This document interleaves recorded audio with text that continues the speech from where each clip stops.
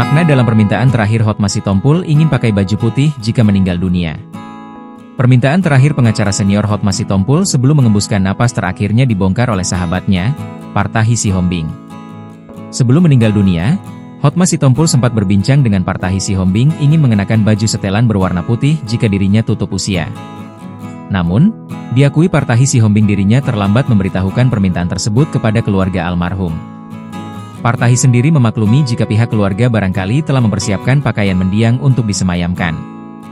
Tapi tadi saya japri anaknya, papa minta tuh permintaan terakhir dipakain putih-putih, tapi mungkin sudah sempat dari rumah sakit udah dipersiapkannya sudah, itu namanya permintaan. Kalau Sia kabulkan, kalau enggak ya udah gak apa-apa, katanya.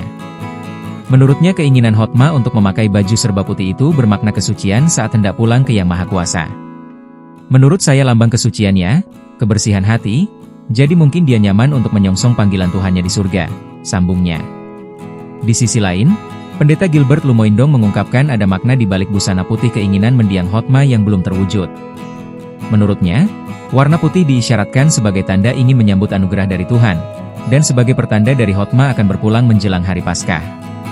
Ada dua hal. Yang pertama bahwa dalam hidup ini pasti ada bintik-bintik hitam dan tetapi yang mau buktikan, hatinya putih selalu bersih, dan yang kedua dia mau menyambut anugerah Tuhan khususnya menjelang Paskah ini dia tahu dia akan berangkat. Dia tahu persis, Yesus yang mati dan bangkit mensucikan segala kesalahan dan dosa, ungkap Pendeta Gilbert Lumoindong.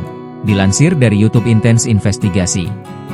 Meski demikian, Gilbert tak mempermasalahkan jika pihak keluarga telah memakaikan pakaian hitam kepada Hotma. Bagi Gilbert, pakaian setelan hitam yang dikenakan Hotma juga memiliki makna yang mendalam. Download Tribun X sekarang, menghadirkan lokal menjadi Indonesia.